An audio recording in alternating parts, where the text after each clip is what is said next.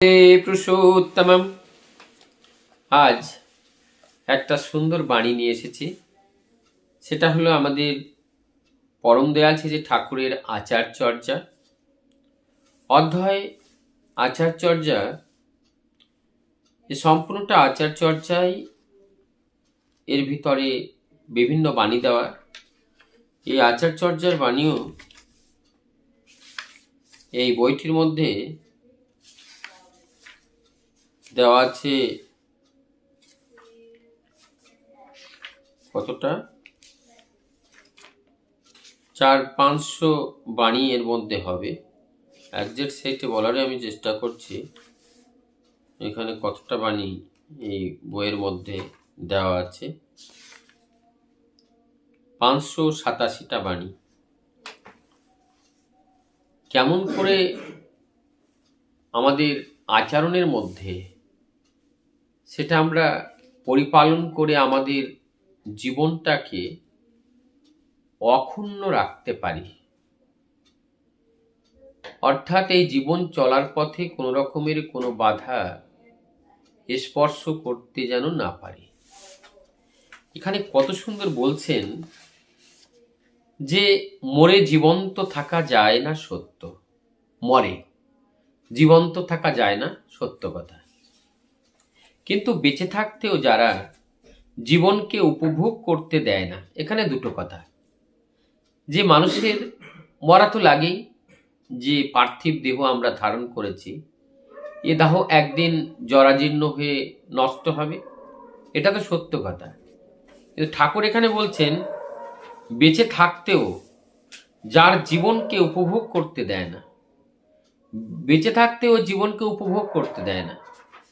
বাস্তব সত্য কথা কি, এই যে যন্ত্ররূপে মানব দেহ, এটাকে কি উপভোগ করার জন্য এই দেহটাকে পাওয়া? ওই পরম সত্যকে উপভোগ করার জন্য এই দেহটা পাওয়া।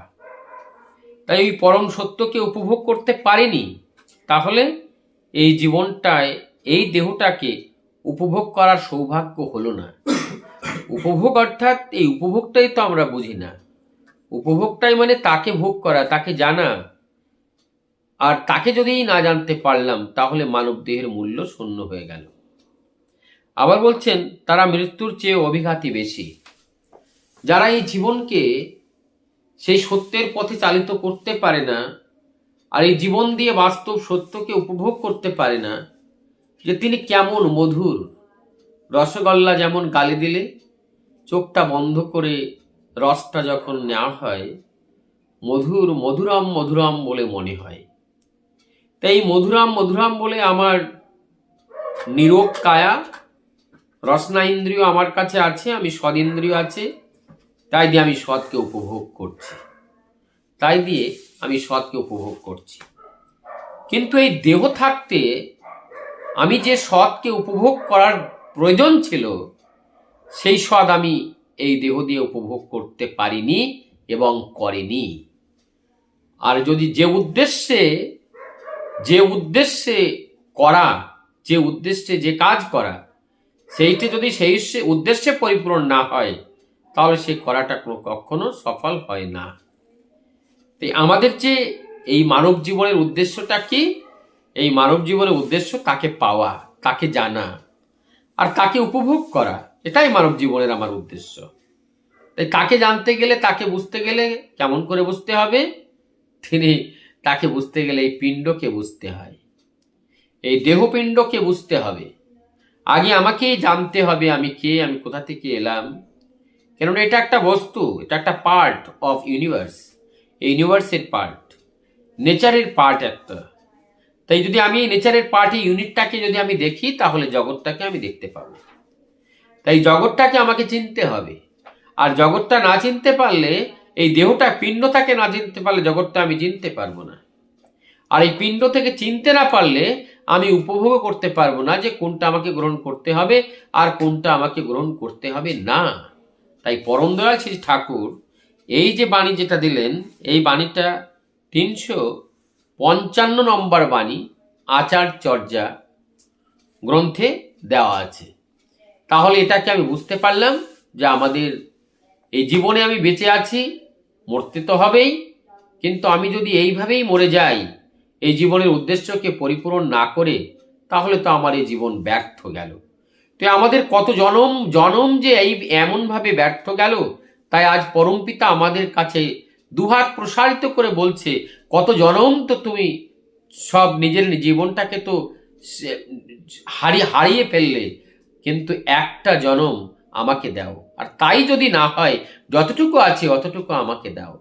তাই তিনি কাঙাল হয়ে, ভিক্ষার্থী হয়ে আমাদের কাছে দুবাহু প্রসারিত করে তিনি ভিক্ষা চাইছেন। তাই তার কথাটা যদি আমরা আজও না বুঝতে পারি, তা আমাদের মতো হতভাগা আর এই জগতে কে আছে? আর এই জগতে কে আছে? ঠাকুরকে আমরা হয়তো চিনতে পারিনি, আর স্বাভাবিক কথা, তাকে চেনাও যায় না। তাকে চিনতে গেলে এখনো সময় লাগে। এই যে ভগবান রাম, ভগবান কৃষ্ণ, তিনি পৃথিবীতে যখন আসেন, কজনে তাকে ধরে, কজনে তাকে চেনে, কিন্তু পরবর্তীতে আবার তাকে যেন হাজার হাজার লক্ষ লক্ষ কোটিতে লোকে যখন উদ্ভিন্ন হয়, তখন আবার তার খোঁজ হয়, আবার তাকে জানা হয়। আমরা দেখতে পাই ভগবান শ্রীকৃষ্ণ যে লীলা করেছেন দ্বাপার যুগে, আর সেই ভগবান শ্রীকৃষ্ণের সেই লীলাভূমি হারিয়ে যায়। গৌরাঙ্গ মহাপ্রভু, সেই মহাপ্রভু আসেন, প্রভু এসে আবার অনুসন্ধান করে খোঁজ করেন সেই বৃন্দাবন ধামকে। তাই তেমনিভাবে এই জগতে প্রভুর যাওয়া আসায়ের এই জগৎ, এই জগতে তিনি আসেন, আবার তিনি এই জগৎ থেকে তিনি চলে যান। কিন্তু উদ্দেশ্যটা আমাদেরকে, যে তার দেওয়া যে নির্দেশ, সেটাকে পরিপালন করতে হবে, মানব দেহের উদ্দেশ্যকে পরিপালন করতে হবে, তবেই সার্থক হবে আমাদের এই জীবন। বন্দে